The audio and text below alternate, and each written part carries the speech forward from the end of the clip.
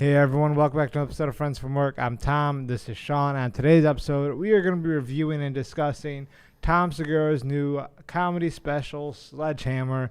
But before we do that, do us a favor, leave a like right now, subscribe down below, follow us on TikTok and Instagram, links on the screen and down below. Well, there's no spoilers in the it is special. a spoiler. I guess spoilers, but are you going to recap the jokes? I will reiterate the jokes. So yeah, I'll start it off. I enjoyed it. Sean's friend said it was on par with his original two. I forgot what they were called. Disgraceful was one of them. What was the other one? Mostly Stories. Yeah, Mostly Stories. Those were two great ones. This one was really good because it reminded me. No, I'll take this back. It is giving the vibes. We've talked about this a little bit throughout this year with some movies we've seen, that the whole Twitter culture, cancel culture, people are tired of it. We're kind of over it now because it got it way out of hand. Yeah. Initially, it was like a quote-unquote good thing, exposing people who were truly bad, but then it just got into this thing where everyone was overtly sensitive, and there was like a couple people who were like anti. People was in the minority, like Dave Chappelle was like, "You can't cancel Rogan. me." Yeah, I said they were so big. Yeah. I think the problem was it like reached into like entertainment. Like, nope, like we're all like even the people who tell jokes, where whether it's race, you know what I mean, sexual preference, whatever. You don't do that in, like, you never say that to anyone's face. Right, like, in a normal no one's ever rude in person. People say this all the time. We're like, I don't necessarily subscribe to trans ideology, but like whatever you were in real life, I would be respectful. Yeah. And we would have a pleasant interaction. I wouldn't, like, it's not a hate. You're not spitting on that. Yeah, but it's like, now it's like, well, no, you have to, even in art, when you're drawing pictures, when you're making movies, when you're making TV shows, doing stand-up bits, you cannot joke about this at all. Mm-hmm. And I think especially, and it turned to where like comics had to take a stand because there was never rules in that. Like, there was never any rules when it came to comedy. And if someone went too far, I can't recall any time, but like, someone there was. I know there was. What the dude from Seinfeld? What did he say? Nappy headed, or no? He said something. Nappy. Kramer. Didn't he say something? He said something racist. Yeah. I can't remember what it was, but like even then it blew over. It's like, but it was more like a heckling thing. Yeah. Like in this stand up, Tom's just telling like weird, like perverted jokes. Sometimes they're racist. Sometimes they're homophobic. Other times they're just like I don't know. He's like, yeah, like child molestation types of, like, it's just a freaking joke. And I think, like I said, it turned to a thing where like comics, like I said, Joe Rogan and Dave Chappelle had to take a stand. Yeah. And then, well, I was saying with that, like those guys were in the minority, like, but prior, because this year we're seeing a lot, like No Hard Feelings is the most recent example, like entertainment wise, just because it's like on that raunchy side, it wasn't really trying to be. It didn't really have an agenda, just a silly movie, and they were even advertising it as that. Tom Segura obviously as well, like you said, he had a lot of he had a trans joke in there. He's like, "Don't worry, we asked him." He's a he him, and like it was like stuff like that, like implying like that was a tasteful joke, stuff like that, like and like a lot of, like you said, child molestation jokes, stuff like that, and it's good to see it this year, and I think we've slowly started to see it. I wish I wrote down some examples, but what can you think off the top of your head? Some examples of really just a lot of the spaces in general, Twitter, podcasts, and everything's really, they've like just really been tired of. But you said No Hard Feelings is a good one. I think Cocaine Bear had a lot of like overt sexual jokes. Dave, we talked about that. Yeah. Dave was like, they make fun of everything in there. Yeah. But I thought Tom did a good job of that too.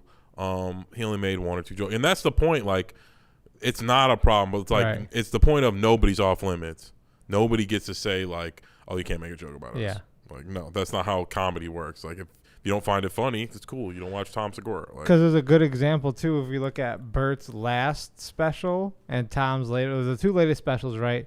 What was it called? Razzle Dazzle. Yeah. That's what it was. And Bert was talking about this thing where it was whatchamacallit, these his kid, when he was he had that whole parent teacher conference, right? Yeah. And he I'm totally losing my train of thought. But no, okay, sorry guys. He had that parent teacher conference because it was like the boy girl dance, stuff like that, and he was going through all that stuff. But like he did like this like a minute or two dialogue where he's like, I'll let my child do whatever. He had to preface it, but it was still a funny joke. but he was even like semi-afraid of like, oh, I might get canceled for this. Yes, you don't want to get caught. Tom Leary just said it like Yeah. straight up, and that's how like that's a great way to put it, is because that's how you and I talk. That's how like majority of people talk. Like we'll say a funny like raunchy joke. That's the way I put it. Raunchy joke, Well, but it's in good manner. Tom represents everybody, where it's like we all can be funny. Yeah. But, and they say this is gaslighting or dog whistling, but like when it comes to the kids, it's not funny. Yeah. Like that's what we're seeing. Like, you know what I mean? When it comes to you telling me what the hell to do with my kids. Yeah. Or about my kids or what I should do with my kids. Like, no, nobody does that. Anybody, that's how you handle it. It's really the same as like telling somebody how to live their life. Yeah. And that's how I feel. Like you said, Tom was very matter of fact about all the stuff he was saying about his family and his kids. And like you said, Bert was more like you said, preface it like, oh, but I respect everyone and everything, even though my daughter, like, it's like, we know that already. Because it was a good joke, too. That's why I kind of was like, it kind of semi-ruined it for me. Because he was like, I want kids to be 100% remember the bit awesome. you're talking about. But, like, it was so funny. It's like, as long as it's white. Like, that was like such a funny joke. Exactly. It's freaking hilarious. And we know he's not a bad guy. Exactly. Yeah. Like, I hate that, like, now, like, we judge everybody in bad faith. We're like, oh, they say a racist joke, they must be racist. Yeah. Like, can't people, like, shit is funny sometimes. Like, I've got a daughter, your kids, like, you see a kid fall down, that shit's funny. Yeah. Like, objectively, like, yeah, it's your kid, and you're like, oh, you'll go over there and, you know what I mean, coddle them or whatever. But it's funny when some kid eats shit. Like, some things are objectively funny. And like you said, that joke where he's like, as long as it's white, like, that is just hilarious. Like, even black people will laugh at that. And it's like, we need to get back to that, where like comedy is like, it's off limits. Like, you know what I mean? You come for a good time. It's fair play. Yeah, and if you don't like it, then you just like, especially this era, pause it, turn it off. Oh, there you go. Never have to see it. Like, you don't have to like, oh, I don't tell want Netflix you don't even like it. You don't have to be like, oh, nobody should ever see this ever. Yeah, it's ridiculous. And like with the comedies, we've seen a lot. We mentioned that earlier, but it is ridiculous. Like it's like I will give what's the word? I'll give grace. I can't think of the right word or phrase, but benefit of the doubt to like I guess movies and TV, because I guess you don't know what their intention is when they're writing whatever, right? Movies and TV, like there's so many people involved. Yeah. The stand-up, it's like one guy. Yeah. So it's like, if you don't like him, then whatever. Right. Like, don't watch his stand-up. Movies a little, like I said, I'll give it a little bit because, you know what I mean? You got to make your money back. This has to sell. Stand-up's not so much. You go on tour or whatever. They make money while he's on tour. Yeah. So I'm assuming it's really an all-profit thing once it actually gets to right. them. But yeah, I agree with you that like, they get to do, like I said, they got hundreds of people working in the cast, camera people, producers, screeners. And they got people, the productions who are paying for like Warner Brothers is paying Andy Muschietti or whoever. Yeah, it's just for a these lot. Movies. Yeah, so they got a lot of moving parts. I can see why you're trying to like appeal to everyone, but a comedian shouldn't have to be worried about. It's like, if you don't like comedy too. Yeah, you know they're not being mean. Yeah, and it's like you can Yelp, Google, whatever you want to do. Like, hey, does this guy tell inappropriate kid jokes? Oh yeah, all right, I probably shouldn't go see him. Like, I know that like my wife probably wouldn't want to go see Tom Segura do stand up. I would love to see that. Or like Anthony Jeselnik or somebody. Like, I haven't seen him in a minute. He had a special come out. He goes on tour a lot because I bet you it's more money for you. Like you show up someplace, they give you $10,000 for one night, like, and you do that for 50 days in a row. Oh yeah. But yeah, he's like I said. Some people are just raunchy, and it's like we should allow people to do that. Like, we don't need to cancel them. You just don't watch it. That's fine. Like, and like I said, get back to Tom. Yeah. He did, like I said, he hit a lot of stuff. He made some racist jokes, some weird perv jokes, a trans joke, gay joke. You know what I mean? Told some stories, and it was a solid thing. He started off saying, one of my friends who basically introduced me to Tom Segura long before he even started his podcast, his stand-ups, and he said that he thought this one was on par with those. I guess I would have to watch him a couple more times, maybe once or twice more, but like I just felt like the first two had so many like iconic bits. This one I wouldn't say. There are some really funny. I wouldn't say it was bad. I think it was a quality thing. It was funny beginning to end. It's very I think the word I would use is professional. I feel like at this point he's like perfected his craft. Yes. And he was like seamless on the stage. His mannerisms were good. He never broke focus. He was like good eye contact. And like I said, it was just very professional. Like he's finally like perfected his bit. And unfortunately, kind of like music and with stand-up, as you get older and richer and more in shape, and you've told your jokes so many times, you just kind of you're just not as funny. Right. Yeah, you're when not you're as funny. Poor, you have poor, fat, overweight people are funnier. They deliver. You just have more natural experiences. Yeah. When you're basically A-list, and you don't have to be so on point when you're fat and goofy.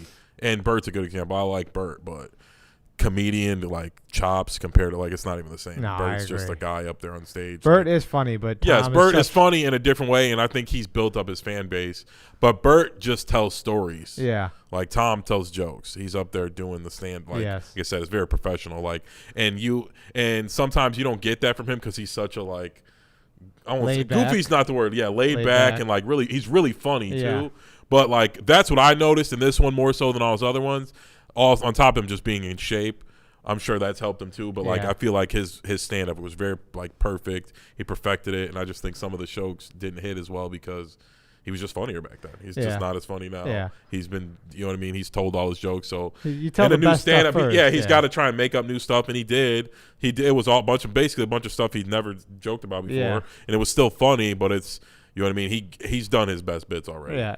And like I said, it's kind of like music. Like sometimes you hit too many home runs in the beginning, and then people are expecting you to always do that. Yeah.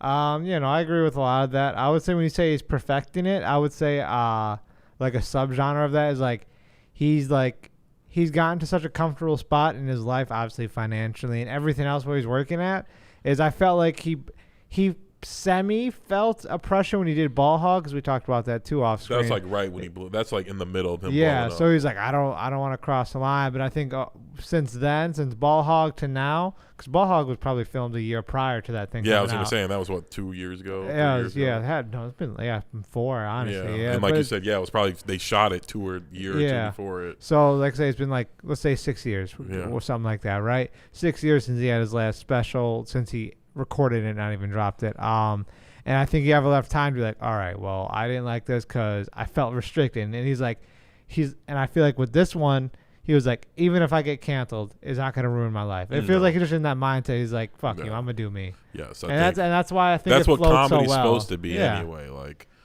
A lot of these jokes are the same jokes. The funny part is your delivery and your confidence in delivering the joke and saying these things and not being afraid to make a joke that somebody might not find funny. And I think we're in a weird spot where in comedy and TV, everyone's like, I don't want to make a movie that people don't accept or it offends too many people and it goes viral and I get canceled. And it's just comedy, movies, all that stuff, I feel like it should be off limits. And I think that's why weirdly comedians and actors and social media personalities have had to lead this charge to stop the cancel culture, because it really people who normally wouldn't speak up. And then people are like, oh, why are you speaking up? You're a comedian. It's like, well, they're it's affecting them. They're not allowed to tell jokes now. We were talking about this earlier, where you can't do satire or people pick and choose when they're going to decide when they're like, are you being sarcastic or not, when you clearly know, when people's being sarcastic, you can pick it up. Or when somebody's telling a joke and it's like, oh, you're racist, no, it was a joke, right? You know what I mean? People laughed and it's like, no, and then when it's somebody you like, you're like, they didn't mean what they said. So I hope comedy gets back to that. Tom was a good example. I can't remember when was the last big stand-up that anybody did that came out really Bert. Yeah, Bert's was okay. I mean, it was better than his prior one. Bert's all right. He's got a couple stories that I like. He usually tells one or two. Oh, when Tom made fun of him, it was like he made fun of. He was like, the mechanic. Yeah, something like that. So that popped. Yeah, but Bert, like I said, it's not even in Tom's wheelhouse when it comes to stand-up comedy. Bert's a nice guy. I like him a lot. He's a hard worker and he earns what he gets. Yeah, and whoever gets up there and people pay to see, it's like music. If people are liking it, I mean, obviously he's somewhat funny, but like I said, Tom is in a new zone. No, I agree. And it just, unfortunately, he just doesn't have the material anymore. He's just doing your mom's house every day. Or not every day, but a lot. Cave. 2 Bears, 1 Cave. So he's saying a lot of funny stuff on a daily basis that he can't be like, oh, I'm going to thumbnail that. Now I'm going to say it again. Because then people are going to be like, you already said that's so he's got to come up with that story, because that's what happened with Bert with that child some new material. So... And like I said, Bert does that. Bert's bit is just telling the beating the same stories over the death. But Tom's really not like that. He tells like, you know what I mean? Where like Fresh sometimes stories. they're like made up stories Yeah. with his family involved in them. He talked about bathing with Brad Pitt. Yeah. Stuff like that. Yeah, or like bathing with the son. Yeah. He's like, oh, I jerked off my son. He's Yeah. like, I didn't jerk off my son. Like, No, I'll say this was a quality special. Do you want to do? Actually, no. Before we do ratings, I have one more question because the reason we did this episode, we knew it was going to be a quick one, but there was an underlying purpose and reason for this episode. We don't. It's a quick review of it, but I want to talk about this cancel culture stuff and woke Twitter and all that, just because it's been such an overwhelming thing in recent this past year. Like I said, we've just seen such a slow but yet drastic change with the needle. Is that what you'd say? Yeah, the culture war or whatever you want to call it. I think it is swinging back more to the middle because certain stuff, like I said, when again, I'm not whatever people say it's dog whistling, gas or whatever. It's like it's just weird when you start telling people what to do with their kids. Yeah, people really don't like that. Even when you're telling them what to do with themselves, they don't even take so much offense when you start telling people what kids should be hearing and things like just let them decide. That's like that's how the people complain about certain stuff. It's like we went to the moon and built this amazing society with like parents raising their own kids. Like you guys handle that, your kids, you know what I mean? We'll make sure nobody breaks your house and robs them, but like people handle your family. Like, and I think that, like I said, the culture war is trying to swing back at least towards the middle. Like nobody wants to put anybody in chains or you be racist or homophobic or anything like that. People just want it back to like, can we stop talking about this stuff all the time? Because even though it's not directed at the kids are on social media. Right. More than they're consuming it more than anybody else. The parents got work, they got real problems, they got to take care of the kids. The kids are the one consuming all this, and then when they're like, oh, it's not about the kids, like the kids are seeing it. Like so it's like it needs to be back to the middle where it's like you live your life, I live my life, and we'll argue about Obama and Bush and the Iraq war and stuff, you know what I mean, who's going to win the NBA finals and the Super Bowl, and not what you think what dress you think I should let my son wear, you know what I mean, or you know what I mean, and things like that. Like let's get back to everyone worrying about their own shit and like people making comedy and movies that everyone enjoys or just certain people enjoy. You don't like it, fine, it's racist, who cares? Like it's like don't watch it if they're not hurting anybody or stopping anybody from succeeding in life. If they're telling a distasteful joke, that's just what it is. Because you can't really put rules on that because then who gets to decide? Where do you think, with the trajectory you've seen this past year or past 6 months, I'll say year, whatever, where do you think it's going to go from here? After we've seen some Dave, that's pretty mainstream, that's a very mainstream show. Righteous Gemstones, that's another one I thought of. It's been, because Danny McBride's been raunchy his whole career, but Gemstones is probably his biggest thing that I can think of off the top of my head. No, I think I don't know. I would have to see what the numbers are. But I would say, because they push Gemstones pretty hard. But to get what you're saying, I think we're going in the right direction. Like we're getting back to what we used to do.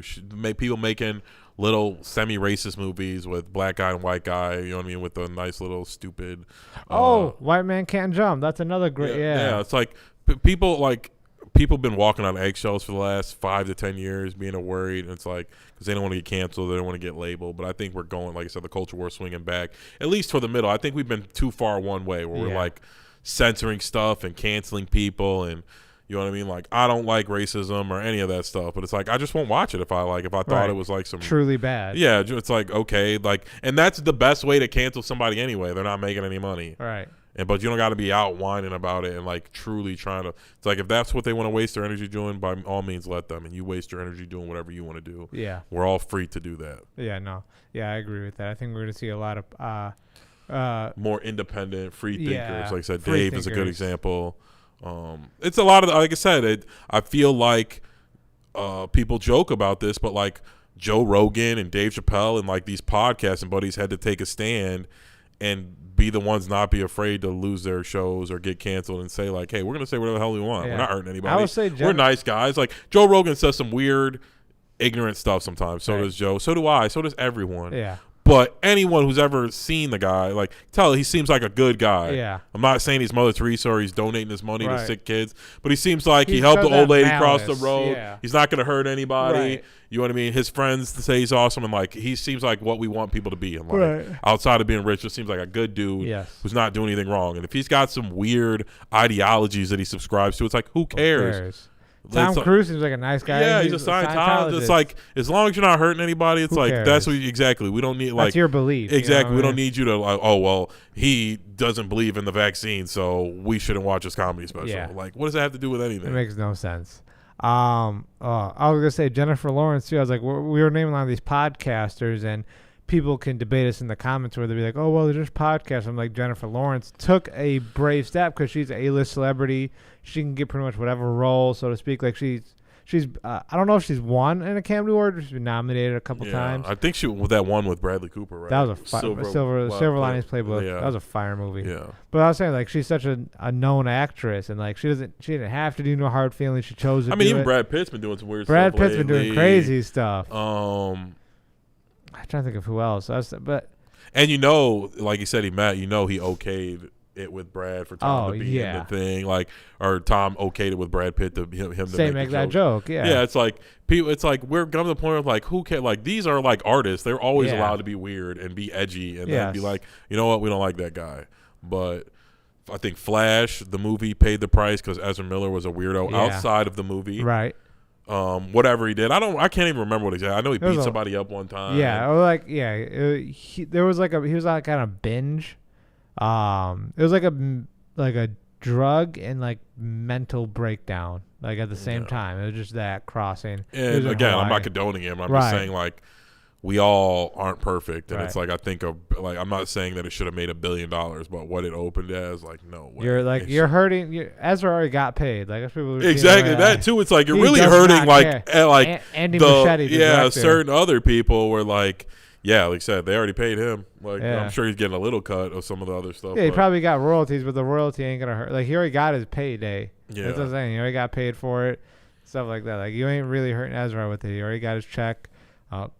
He did his little thing, and I'm not saying we both agree.